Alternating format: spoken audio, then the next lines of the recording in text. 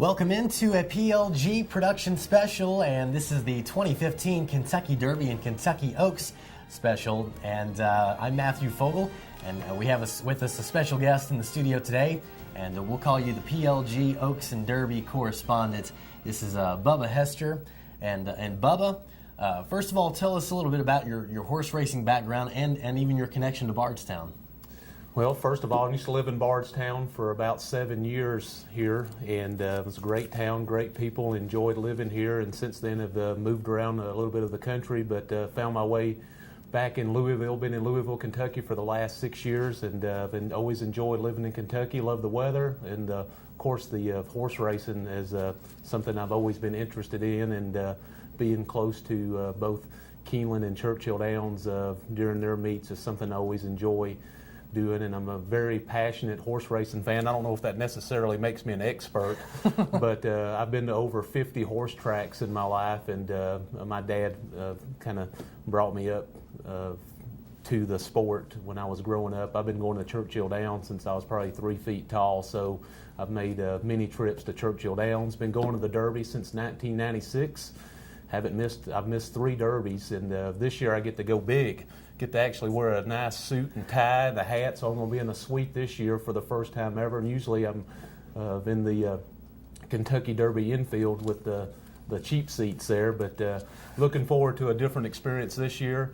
Attending a bunch of derbies doesn't necessarily make you an expert on picking horse racing, but I'm ready to give my best shot at it, and give me my expert picks here today for the Oaks and for the 141st running of the Kentucky Derby.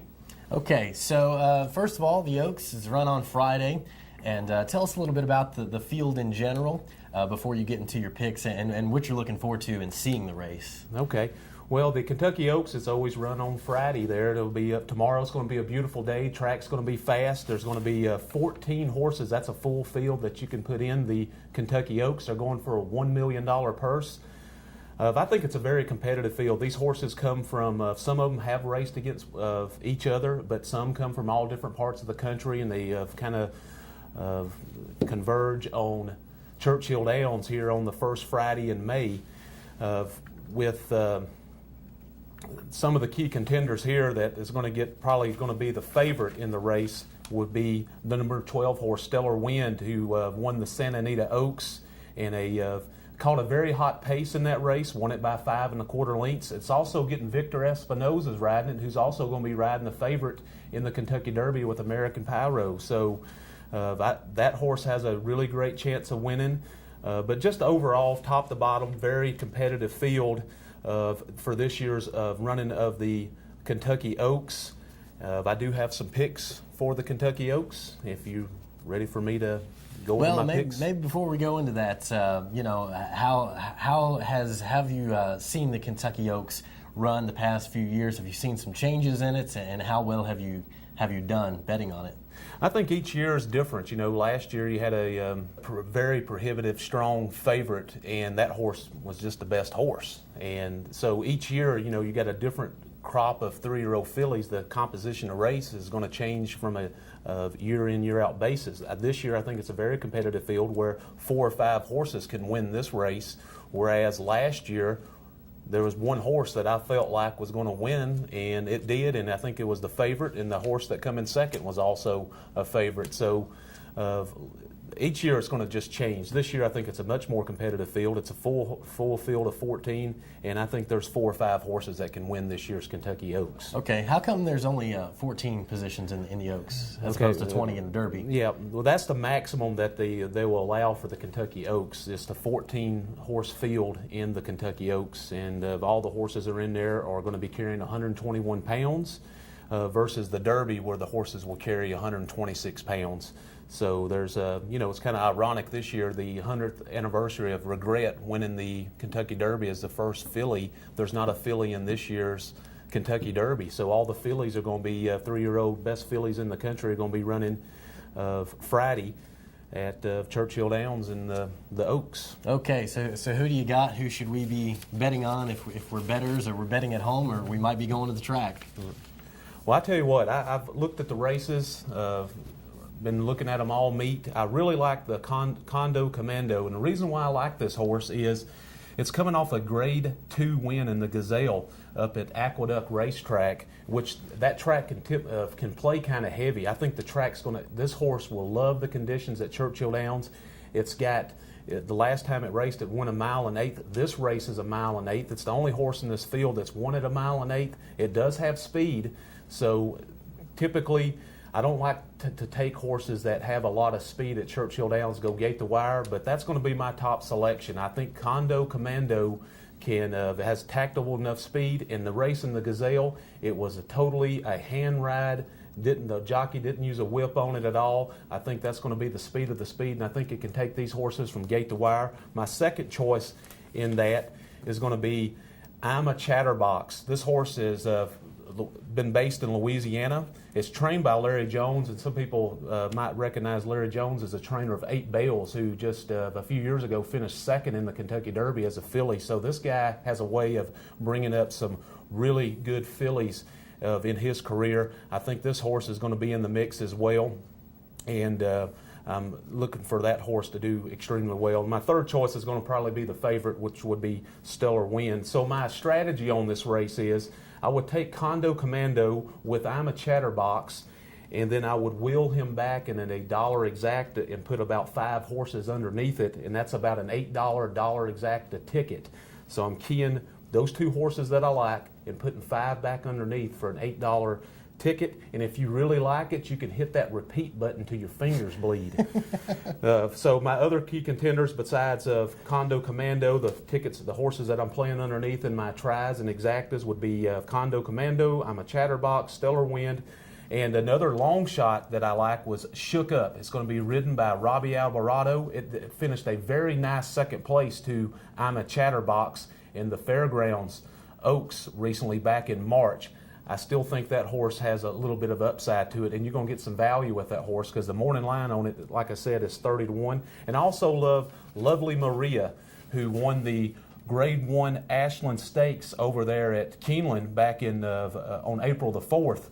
The jockey on this thing, on Lovely Maria, is Curran Boo Boo Clark. He's been jockeying for 40 years, and he just got his first Grade 1 win over at Keeneland back in April. He is a very aggressive rider, and I think this horse is going to make a great showing in the Kentucky Oaks. But I'm still going to go with my top 2 picks, Condo Commando, and I'm a Chatterbox. Okay, and you're going to make it to the Oaks this year as well? Now, we'll not be making it to the Oaks, but I mean, Derby's good. Yeah. I'd rather go to the Derby, so right. I'll be there. So moving on into Saturday, we're the big day on Saturday, obviously, because we got the 2015 Kentucky Derby. And tell us a little bit about what you think of this field in general. I think this is, just from top to bottom, there's 20 horses in this field, and I think this has been a strange year for 3-year-old prep races where, they start doing these prep races back, starting with the Breeders' Cup, and then their 3-year-old campaign starts in January, where these graded stakes, whether it's a Grade 2 or Grade 3 race, such as like the Tampa Bay Derby, Santa Anita Derby, or the Bluegrass Stakes that they have over in Keeneland, of Arkansas Derby, where American Pyro's coming out of. This year, with all the prep races that they've had for the Kentucky Derby, either the first or second choice has won each of those races. So the favorite has dominated them, and also, which has been unusual, the fields have not been as big. Whether it's the Santa Anita Derby, Bluegrass Stakes, Wood Memorial, which these are all graded Grade 1 caliber races, 7 or 8 entrants in each race. I think the Louisiana Derby had 9, so we're not talking 12, 13, 14 horse fields. We're talking very compact fields of sometimes 7 to 8 horses in these major stakes races that had big implications on them, with the purse money being at $1 million a piece on some of these races. So from top to bottom, I think it's a very competitive field, and I think this is a very talented 3-year-old crop that we're going to get to see run Saturday at Churchill Downs. Okay, so looking on into horses in particular, do you think it's going to be a gate to wire, for instance, or you think we're going to see a little bit of action in the middle of the field and somebody coming up from the end? What do you think is going to happen here? With the Kentucky Derby, I mean, it's always about, it's a cavalry charge. I mean, there's 20 horses coming out of the gate. And this is there's no race in North America that has 20 horses coming out of the gate. It's just the Kentucky Derby, and that's what makes it so special, and what also makes it very trivial to try to handicap a race with such a large field, because you got to get the horses, good post position helps a lot. Getting the best trip, getting a good ride, all these things kind of whether the horse likes running at Churchill Downs. Some horses, this will be the only time they ever run there in their life. They may not take to the track. Mm-hmm. So it makes it a very competitive, interesting, and difficult race to always handicap with such a large field in it.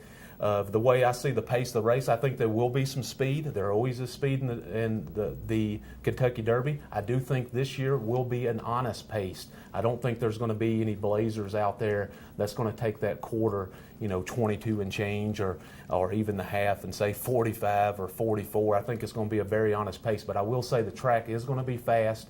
The weather's going to be perfect for Kentucky Derby Day and Oaks Day. And I feel like we're going to see a very fantastic race come Saturday. Okay, and before you get into your particular picks, a lot of people are just going to be picking, maybe they know a little bit about horse racing, maybe they don't. Some people pick specifically on the jockey. They like a particular jockey. How do you go about picking your horses? Well, first of all, I don't never pick them by name, hardly ever. When I'm looking at, I look at the statistics, and that's kind of how I go about doing my horse racing handicap. There's always good connections, but when you get to this level, most of the time these are very top jockeys in the country. Some jockeys that I like better than others, and a jockey can make this race, especially if they have experience in this race. Somebody like Gary Stevens, who's 52 years old, he's got a mount. He's won the Derby 3 times. Calvin Burrell, he's back in it again with another live long shot that has won at Churchill Downs. So with him on it. So that's one of the 2 horses that's had experience racing at Churchill Downs that has won at Churchill Downs. And people that remember Calvin Burrell has won 3 Kentucky Derbies, and they always remember those experiences. Because just winning one of them is kind of difficult to do, but having a jockey that has won 3 of them, and there's Gary Stevens in there has won 3 Kentucky Derbies as well. So I kind of go by what I see in far as past performances, and also by what I see with the eyeball test. That's how I go about handicapping the Kentucky Derby, or for that matter, any horse race. It has nothing to do with the names at all. I do like certain trainers better than others because they have such a strong presence in the industry. But for most part, I pick the horse that I feel like is going to win. Okay, who's going to win on Saturday? It's hard to, when you analyze in the Kentucky Derby field, you got 20 horses in it. It's hard to overlook the favorite, and the most deserving favorite is the number 18 horse American Pyro. It's going to go off at 2-1. The industry experts, the people that analyze horse racing, are just raving about it. Bob Baffert's raving about it. They're happy with their 18th. Coming out of the 18 hole for the post position draw. This horse has been very professional, and in the way he's dominated. He won the Arkansas Derby, $1 million purse race, in a complete hand ride in that particular race. He's dominated the competition. He's done little wrong, and he's the 2-year-old champion. He's 4 for 5 this year. He also won the Rebel. He's going to go off. He's going to be the favorite. There's no question about that. So you're not going to get a lot of value with this horse. So you're going to have to, if that's going to be your horse, then you're going to have to find some horses to key underneath it that do offer some value. And the last 2 years of the Kentucky Derby, that has happened where the lukewarm to moderate favorite won, and then there was a bomber finishing second that can make these exactas and trifectas pay pretty nice. Okay. So how you betting it? My top selection is going to be American Pyro. I don't think that post is going to scare me off one bit. I think that horse has the tactical speed and the endurance to get the distance. It's kind of a long shot, but I like International Star. This horse dominated the Louisiana Preps down there. It's going to be 20-1. Like I said, it's 3 for 3, won the Louisiana Derby. It's athletic enough to get through traffic if it gets in trouble. That's my second choice. My third choice is going to be Dortmund, which is also going to be the second choice in the race behind American Pyro. It's also trained by Bob Baffert, same as American Pyro is. It's going to go off about 3-1. You might get some value on it, but it's going to go off more or less the second choice in the Kentucky Derby. Also has a win at Churchill Downs. Raced as a 2-year-old there back in November, going 7 3/4 lengths in a 1 mile race. Okay. We're going to see anybody break 2 minutes, under 2 minutes this year? You know, it could be in jeopardy. We need some rain today. I think that would tighten things up, help out a little bit. But, it's still, you're talking a lot of field. Things got to break just right for a horse like American Pyro to get there. But I think the track's always, it's one of the best maintenance tracks in the country. And, if he gets the right trip, I mean, yeah, he could do it. But, he's still coming from a very wide post position.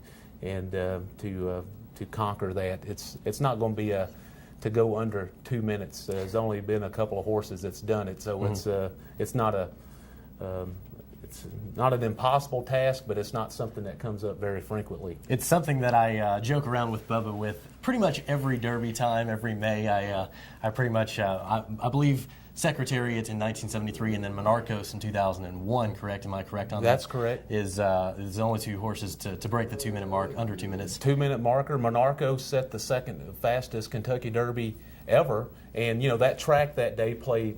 We had some very hot weather that came in. It didn't rain that week. The track got very hard and dry, and there was also some other track records set that day as well on the undercard races. So that's a little asterisk that people don't remember, and but Monarchos never was the horse that Secretariat become. It just caught a very nice track and almost broke the track record of probably the greatest horse of all time. Okay, and I've always heard that the horse behind Secretariat may have come in under 2 minutes. Is that correct? Yeah, I think that was true. I think I did hear that. Sham was the second place horse in that Kentucky Derby, but. We have Secretariat right here. Yeah, out in front. Yeah. And along with the Firm from 1978 and Seattle Salute from 77, right? Yep. So obviously Secretariat, your favorite horse of all time. Oh, by far. I mean, most people's favorite horse, and the horse wasn't perfect. It did lose some races. It did win the Triple Crown. I mean, just like American Pyro, everybody's going to be banking on that horse to become the next Triple Crown star. These horses are not perfect. They got to get the right trip. And things got to break just right to win a race like the Kentucky Derby. To me, it's a very difficult leg to win because there's just so many things have to go accordingly. Weather, good post position draw, and just getting a great trip, more or less. And if things break just right for that horse, I think he's talented enough that that's the type job it's going to take to get it done on Saturday. Okay, and before people go to go betting on horses, they might be at a party or they might, like I said, they might go to Churchill Downs. There's several of these horses. I didn't even know how to say their name. Of course, you have a slight H on Pharaoh for American Pharaoh, but then there's I guess this one right here. What would you say the number 6 horse is? Muktahaj. Yeah, that's a South African horse. It's won the UAE Derby over there in Dubai Emirates recently, and it's shipped in. It's been all over the country. It flew in from South Africa, from Dubai, then it went to Arlington Park up in Chicago, and then got vanned down to Churchill Downs. So they must speak highly of that horse to want to run it in the Kentucky Derby. And it's got some talent, but I don't know what kind of horses it's really beaten in the UAE Derby, but he looks stylish doing it, I'll say that. But this is a whole new ball game here. These American horses have a totally different running style from especially on dirt compared to a foreign invasion. Okay, and don't you find it ironic that Ocho is not in the 8th spot? I mean, he should be in the 8th spot, right? You know what I like best about that Ocho? My sister, always wait for her to give me her pick, and she always makes the most horrible picks for each Kentucky Derby. So now I can whittle it down to 19 because that's her pick. She takes a horse out of the gate 1, which, a horse has not won out of gate 1 with a 17 or more horses in the field since 1937 War Admiral. That's not really the ideal post position to be at. It's going to get crushed to the inside. Not really an ideal spot to be. So that whittled my contenders down to 19 just by her giving me her horrible pick for, I don't know, like the 10th year in a row. Okay. How well have you done in the Derby? You know, I've had some good moments with the Kentucky Derby. I mean, I can remember some key wins. 1999 with Charismatic. Really, my dad got on that horse early that morning. I kept playing trifecta tickets with Charismatic and cashed for about $3,000. Probably most recently was with I'll Have Another. Hit some exactas and trifectas with Key and I'll Have Another, but probably my most fondest was with Orb. Went off as a favorite at about 5-1 on a really pretty bad weather day over there, and it went off about 5-1. But the horse that come in second, I just liked it. It was out of a trainer that I have a high respect for, is Dallas Stewart. He snuck one in. It was about 30-1. The horse finished second. Name of it was Golden Soul, and that's what really made the exactas and trifectas really balloon in that particular race. And it was nice to have a few bucks on that exactas and trifectas for that year. Is very exciting, and things you don't forget. You know, you might win on some races throughout the year, but you'll always remember the memories of picking the winner in the Kentucky Derby and cashing tickets on the Kentucky Derby, because everybody talks about the Kentucky Derby. Right. They don't talk about the 5th race on a Wednesday afternoon run at Keeneland. But everybody, you know, because it's all over the paper, it's all over the news, everybody wants to have the winning ticket for the Kentucky Derby, because it is a tough race to handicap, and it's very challenging. But I think this year it's pretty cut and, I have my picks. That's what I feel about it. And then I'm going to play probably those 3 horses over some other logical contenders, and hopefully you can get a prize horse to finish second and third in exactas and trifectas. I usually like the key horses, so I'll take 3 over 5, 6, or 7 in dollar exactas and play it that way. And that'll be my strategy for this race, and if I really like it, I'll play it a few times. So that's kind of my strategy to bet the Kentucky Derby. What do you think about the pomp and circumstance and all the festivities for Derby, and especially on Derby Day at Churchill? Oh, man, it's great. I mean, this year they're going to get fantastic weather. They're probably going to get another record crowd over there. The last time they had a record crowd was 2012, which it took them a long time to break the record. It was previously in 1974 for the 100th running of it. So I think it's 165,000. I think Saturday, with the weather and the popularity of the Derby and the more premium seating that they have at Churchill Downs that they've added in the past 10 years, I think it's going to be definitely another record breaker. I would expect 165,000 plus to see the fastest 2 minutes in sports. Okay, but what if somebody has never been to Churchill and they're going to go to the Derby for the first time, and they're going to go to the infield? What are they going to expect there, and what should they know? Right. Yeah, I've been to a lot of Kentucky Derby infields. That's actually my preferred way of going to the Kentucky Derby.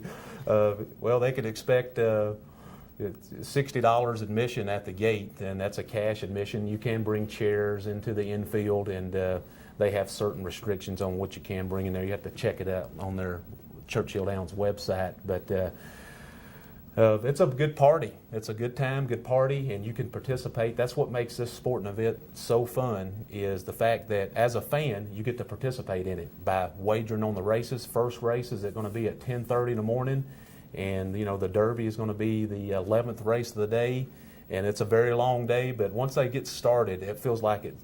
Next thing you know, it's time for the Kentucky Derby, and that's what you're there for, to watch and see the Kentucky Derby. And in the infield, you might see a horse bob up every once in a while, but pretty much you're not there for just the race. You're there to have a good time, usually with family and friends, and so some good memories of being in the Kentucky Derby infield over the years. Okay, and I want to quickly touch on, after Saturday, we will know the winner of the Kentucky Derby, and it seems like every year or every other year we see a Derby Preakness winner, but then they always blow it in the Belmont. And tell us what you think about the Triple Crown, and do you think it should be changed? There's been question of that, and why is it so hard for horse to win it? I mean, I'm absolutely not. It shouldn't be changed. It should be difficult to achieve. I mean, there's been 12 Triple Crown winners, the last one being affirmed.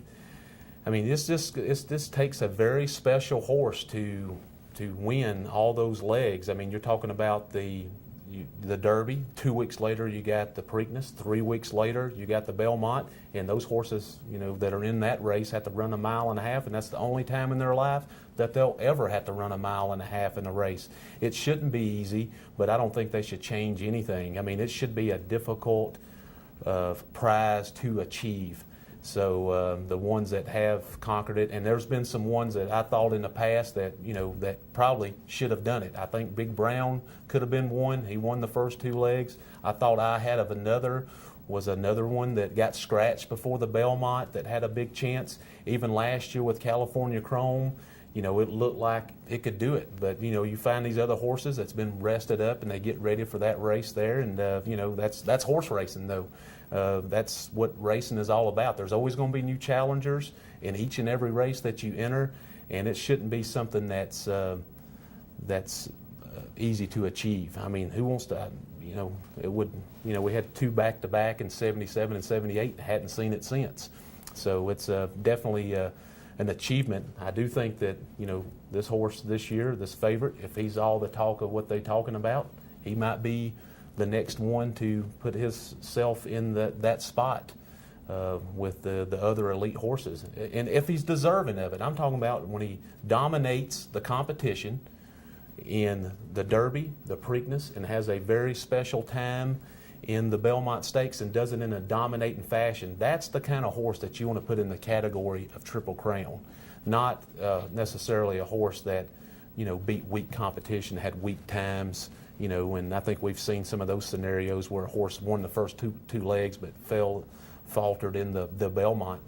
Good horses, but not special enough to win and master the Triple Crown. It's just difficult to go 1.5 miles for these horses, and it's a very tough campaign. You got to remember, these horses are just 3 years old. They've only been racing since 2, so it's definitely a challenge for them.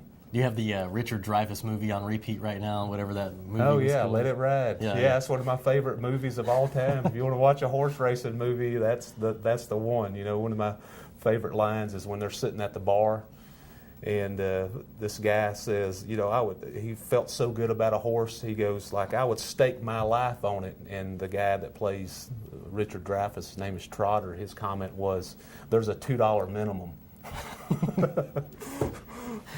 And you probably have the Dan Fogelberg song on repeat as well. Yeah, yeah, I've been playing that all week, so yeah, I'm getting pretty good at singing Run it. for the Roses. Yeah, Run for the Roses, yep. So, yeah, I can sing that pretty good in my car. We won't do it here today, but... Okay. So lastly, we'll touch back on, real quickly, your number 1 picks for Oaks and for Derby. On the Oaks, you got the horse coming out of the 5 gates, Condo Commando. Condo Commando, and my second selection would be I'm a Chatterbox. For the Derby, I like American Pyro. My second choice is going to be International Star, and the second choice is going to be Dortmund, but that's going to be my third choice. So I think that's my top 3 contenders for this year's 141st running of the Kentucky Derby. Anything else you want to add about the Derby and the festivities and your week? And I mean, just have plenty of mint juleps, and cash you a few tickets on those days. It's very exciting racing. Not only those races, but their undercards are fantastic, graded stakes. Some of the best horses in the country or even in the world are coming to Churchill Downs to put on the show. It's very good racing. So the people that do get to go, they're in for a treat. It's very competitive racing, and the weather's going to be fantastic both days. And usually you get one that's good and one that's bad, but this year it's like the skies are just going to clear up, and it's going to be sun shines bright in my old Kentucky home both Friday and Saturday. Yeah, you sing it loud, don't you? Yeah. Well, it's good to have you back in Bardstown. I know you're living up in Louisville now. Of course, you moved to Columbus for a few years. Yep. You lived in Bardstown, as you mentioned, and I'm sure you love it down here, as you said before. So. Yep, it's a good town, great people, and it's just a nice town. Yeah, well, good deal. Well, thank you for joining us, Bubba Hester, our PLG 2015 Oaks and Derby correspondent. You like that title? Yeah, that sounds good. As long as you didn't have to put expert on it. Correspondence. Hey, if these picks don't work this year, next year my picks will be free. Yeah, okay. Well, good. Well, good deal. So, Bubba, that's his picks, and we'll see how it goes. We might call you next week and see how it goes. So, thank you for joining us again, and thank you for joining us at home for the 2015 Kentucky Derby and Kentucky Oaks Special here on PLG.